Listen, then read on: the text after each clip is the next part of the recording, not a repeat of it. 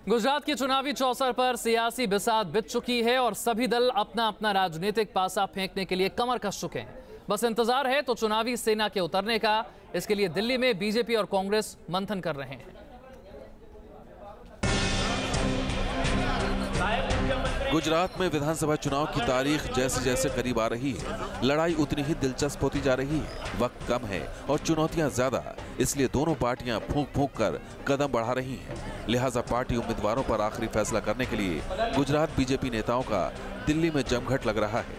PM Modi और अमित शाह की मौजूदगी में होने वाली बीजेपी चुनाव समिति की बैठक में उम्मीदवारों के नाम पर आखिरी मुहर लगने की उम्मीद है। गुजरात भारतीय जनता पार्टी की पार्लियामेंट्री बोर्ड की मीटिंग अमित शाह की अगुवाई में खत्म हो चुकी है और अब दिल्ली में जो चुनावी संगठन की जो मीटिंग है वो होनी है। उसी में फैसला किया जाएगा कि आखिरकार गुजरात में जो पहले चरण का चुनाव है उसमें किस कैंडिडेट को मौका मिलेगा।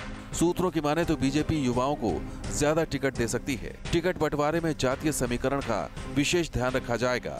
सौराष्ट्र में पाटीदार नेताओं को ज्यादा तवज्जो मिल सकती है। 2 बार से ज्यादा विधायक रहे नेताओं का टिकट कट सकता है।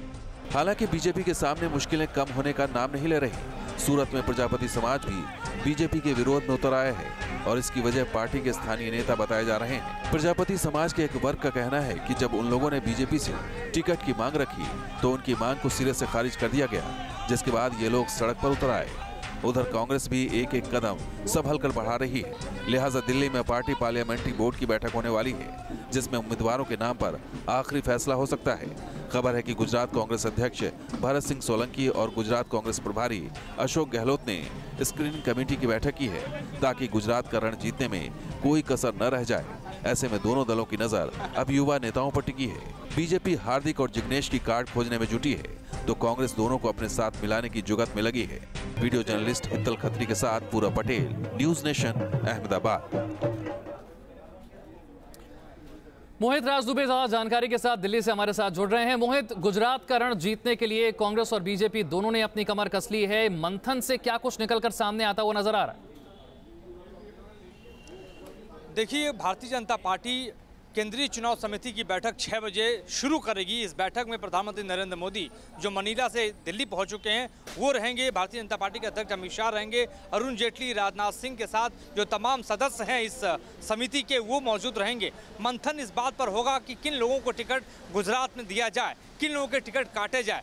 89 टिकटों को लेकर मंथन और चिंतन इस बैठक के अंदर होना है और ये माना जा रहा है कि आज ही फाइनल कर लिया जाएगा। लेकिन लिस्ट आज जारी नहीं होगी, जो सूत्रों के हवाले से हमें खबर मिल रही है।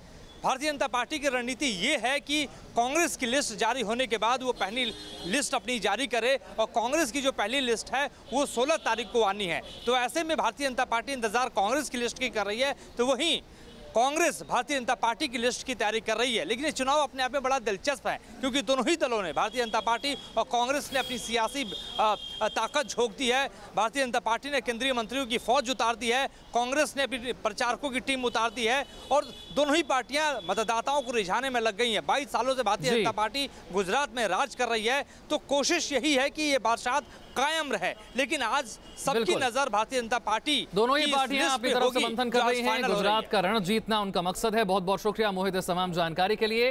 कांग्रेस नेता अल्पेश ठाकुर जामनगर से द्वारका तक एकता यात्रा कर रहे हैं। अल्पेश का कहना है कि यात्रा गुजरात को जोड़ेगी। अल्पेश ने दावा किया कि कांग्रेस इस बार 125 से ज्यादा सीट लाकर गुजरात में सरकार बनाएगी। वहीं हार्दिक पटेल की कथित सीडी के मामले को अल्पेश ने गंदी राजनीति बताया। ओबीसी नेता और कांग्रेस में जाकर कांग्रेस नेता बने अल्पेश ठाकुर अब एकता यात्रा निकाल रहे हैं। जामनगर से द्वारका की एकता यात्रा है, हमारे साथ मौजूद है। अल्पेश, ये बताइए कि इसका मूल मकसद क्या होगा, कांग्रेस के लिए प्रचार या ओबीसी के लिए प्रचार? देखिए, जिस तरह से गुजरात के अंदर अभी राजनीतिक माहौल बना है, एक परिवर्तन की लहर उठी है, उसके अंदर भाजपा की ओर से जाति धर्म को लड़ाने का एक प्रयास हो रहा है, उपसाने का प्रयास हो रहा है कि ये जातिवाद का राजनीति और आजातिवाद की बात कर रही है भाजपा। पर हमारा प्रयास यही है कि देखिए, राजनीति चलती रहेगी, चुनाव आएंगे चले जाएंगे, पर गुजराती एकता और अस्मिता को टिके रहे, इसके लिए गुजरात के अंदर एक ऐसा माहौल बनाने का प्रयास है, सभी लोग एकजुट हो, मुद्दे आधारित राजनीति हो गुजरात की एकता का प्रयास और उसके साथ गुजरात के किसानों, बेरोजगारों, महिलाओं और युवाओं की बात हो, तो जिस तरह से दुष्प्रचार हो रहा है उसको रोकने का प्रयास है और आने वाले वक्त के अंदर एक ऐसी सरकार लाने का प्रयास है जो गुजरात के अंदर गरीबों, बेरोजगारों, पिछड़ों के लिए काम करे, महिलाओं के लिए काम करे, जो ऐसी संवेदनशील सरकार चाहते हैं जो मांगने से पहले सब कुछ दे दे। तो हमारा पूरा प्रयास यही है कि गुजरात की एकता हो, गुजरात के अंदर राजनीति में बदलाव आए और गुजरात के अंदर ईमानदार राजनीति के साथ गुजरात की एकता को टिका रखे, ऐसी सरकार आए।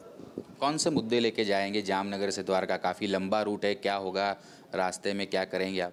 देखिए, हमारे मुद्दे तो पहले से ही यही है, शराब पाबंदी हो, बेरोजगारी हो, शिक्षा हो, पर हम एक नई बात रखने जा रहे हैं कोस्टल मिनिस्ट्री की। जैसे सभी महकमे की, जैसे डेजर्ट की बात करें तो डेजर्ट मिनिस्ट्री की भी बात रखने वाले हम लोग, कोस्टल के लिए अलग मिनिस्ट्री है तो कोस्टल मिनिस्ट्री की एक भी बात रखने जा रहे हैं।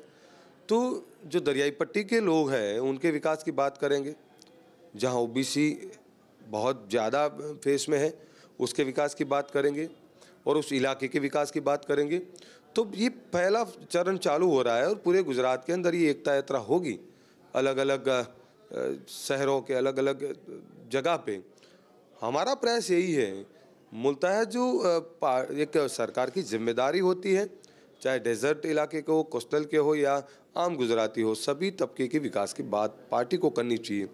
भाजपा जिस तरह से मुद्दे से भटकाने की बात करती है, जिसने कोस्टल इलाके के विकास की बात की, गुजरात के विकास की बात की, पर विकास नहीं हुआ है, ये पक्की बात है। तो वो मुद्दे से भटकाने के लिए अब जातिवाद की बात कर रही है, गुजरात की एकता और अखंडता को तोड़ने की बात कर रही है, धर्म के नाम पे लोगों को बांटने का प्रयास कर रही है। तो हमारा प्रयास यही है कि गुजरात की एकता हो, जाति धर्म के लोग एक हो और एक अच्छी राजनीति आए। आपकी इस यात्राओं से कांग्रेस के लिए ज़मीन तैयार हो रही है, ये बात तो सही है, कितना फ़ायदा होगा? आप कांग्रेस की बात करें अब आप। देखिए, कांग्रेस को फायदा तो होगा पर उससे ज़्यादा फायदा गुजरात को होगा।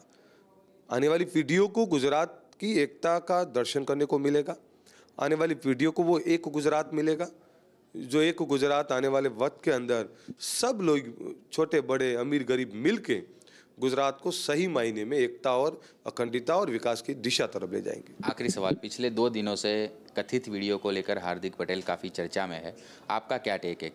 देखिए, मैं यही मानता हूं कि जो संस्कारिता की और एक अच्छेपन का चाला भाजपा ने पहना है, सही मायने में ये बताऊं कि भाजपा अब की बार एक गंदी राजनीति पे उतर आई है।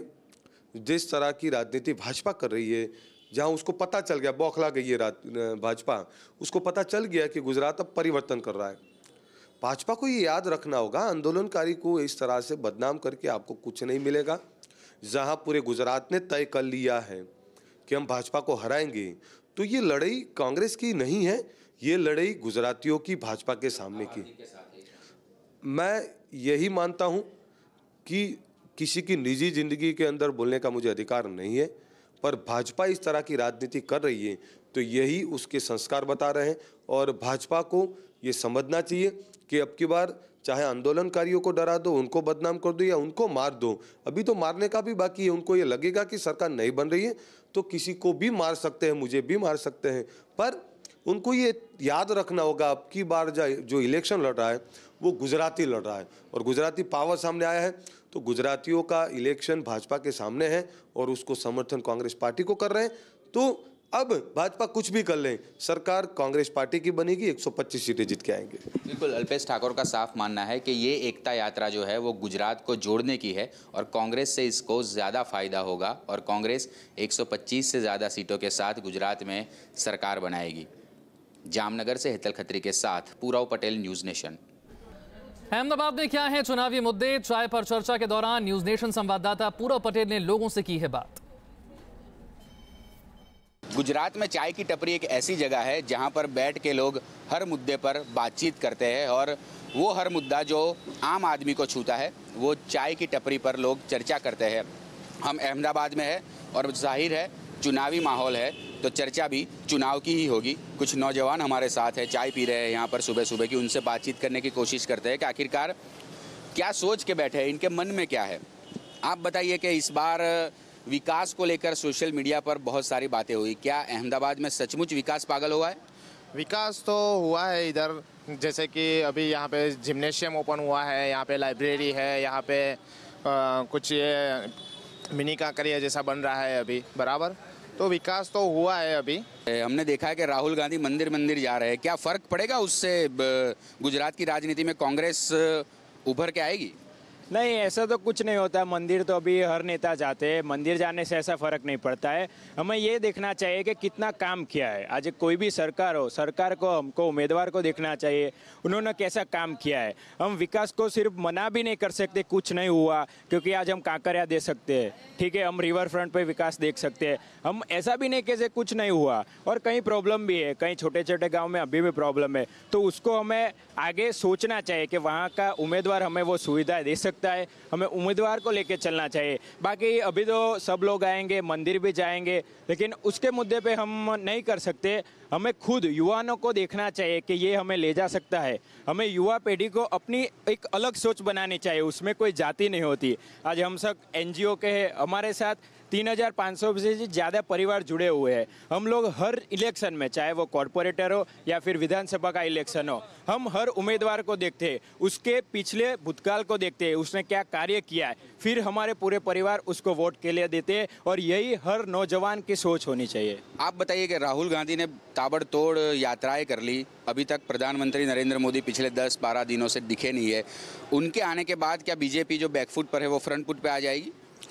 मोदी आएगा तो फर्क पड़ेगा। इसलिए हम कोई जातिवाद से नहीं मानते हैं, हम इलेक्शन में योग्य उम्मीदवार को ही वोट देंगे। आप बताइए कि बहुत सारे आंदोलन हुए गुजरात में, अहमदाबाद में भी, पाटीदार, OBC, दलित। आपको लगता है कि इस आंदोलन से मौजूदा सरकार को कुछ फर्क पड़ेगा? आंदोलन से कोई फर्क पड़ने वाला नहीं है। अपने अपने स्वार्थ के लिए सब लोग काम करते हैं बराबर। इसमें जो है आंदोलन से तो कोई ना कोई, आप देख रहे हैं अभी मीडिया में कैसा चल रहा है, वो आप खुद देख रहे हो 2 दिन से, जिसमें हार्दिक पटेल का वो सब चगा रहा है बराबर सब, तो इसमें कोई फर्क पड़ने वाला नहीं है। देखिए, लोगों के अलग अलग मुद्दे हैं। कोई कह रहा है आंदोलन से फर्क नहीं पड़ेगा, कोई ये कह रहा है कि उम्मीदवार को देखकर वोट दिया जाएगा। कुछ और लोग हमारे साथ हैं, उनसे भी बात करते हैं। किस मुद्दे के आधार पर आप वोट डालेंगे इस बार? क्या मुद्दा होगा आपका? विकास की, जो कि कोई उम्मीदवार जो अपने तरीके से, अपनी सहानुभूति से अच्छा काम कर रहा है, जो पब्लिक या जनता के लिए सही है, उसके विचार से हम लोग वोट करना चाहेंगे। जैसे कि कोई अच्छा नेता हो जो पब्लिक के बारे में सोचे, जनता खुद ब खुद उसके अभिप्राय से उसको वोट डाले, ऐसे अभिप्राय से हम वोट करना चाहेंगे। जो सही उम्मीदवार हो उस तरीके से। देखिए, लोग इस बार जो खास तौर पर युवा है वो उम्मीदवार को भी देखना पसंद करेगी, आखिरकार उम्मीदवार में कुछ दम है या नहीं। आप बताइए क्या मुद्दे रहेंगे गुजरात चुनाव में? गुजरात में सबसे ज़्यादा प्रॉब्लम है तो महंगाई की समस्या है। महंगा शिक्षण हो गया है, कॉलेजों में फीस ज़्यादा हो गई है, और बेरोजगारी, जो शिक्षित बेरोजगार है, जो इंजीनियर हुए, डॉक्टर जो इंजीनियर हुए, फार्मेसी वाले, उसको ज़्यादा पगार नहीं मिल रही है, पगार के नाम में शोषण हो रहा है। कुछ गुजरात में जो इंजीनियर तैयार हुए उसमें पूरी क्वालिफिकेशन नहीं, उसमें कोई स्किल नहीं है, इसके लिए इसको रोजगार नहीं मिल रहा है। रोजगार भी एक बहुत बड़ी समस्या है। देखिए, मौजूदा चुनाव में सभी पार्टियां दावे करती है कि हम रोजगार देंगे, शिक्षा देंगे, अच्छी सड़कें देंगे, पानी देंगे, लेकिन ये बुनियादी सुविधाएं हैं जो कुछ इलाकों में नहीं है। लेकिन हमने चाय पे चर्चा की, चाय की टपरी जैसा आपको पहले बताया कि यहाँ पर हर मुद्दे से बातचीत होती है, लोग बात करते हैं यहाँ पर चाय पीते पीते, और हमने भी बातचीत शुरू की। कई सारे मुद्दे आए, कोई कह रहा है राहुल गांधी के मंदिर जाने से फ़र्क नहीं पड़ेगा, हर नेता जा रहा है, आंदोलन से फ़र्क नहीं पड़ेगा। लोग चाहते हैं, हमने लोगों से बात की, लोग चाहते हैं कि विकास सबसे ऊपर होना चाहिए, और विकास के आधार पर ही वो उम्मीदवारों को अब इस बार वोट देंगे। अहमदाबाद से हितल खत्री के साथ पूरव पटेल, न्यूज़ नेशन। बने रहिए न्यूज़ नेशन के साथ, क्योंकि खबरों का सिलसिला यहाँ कभी नहीं थमता।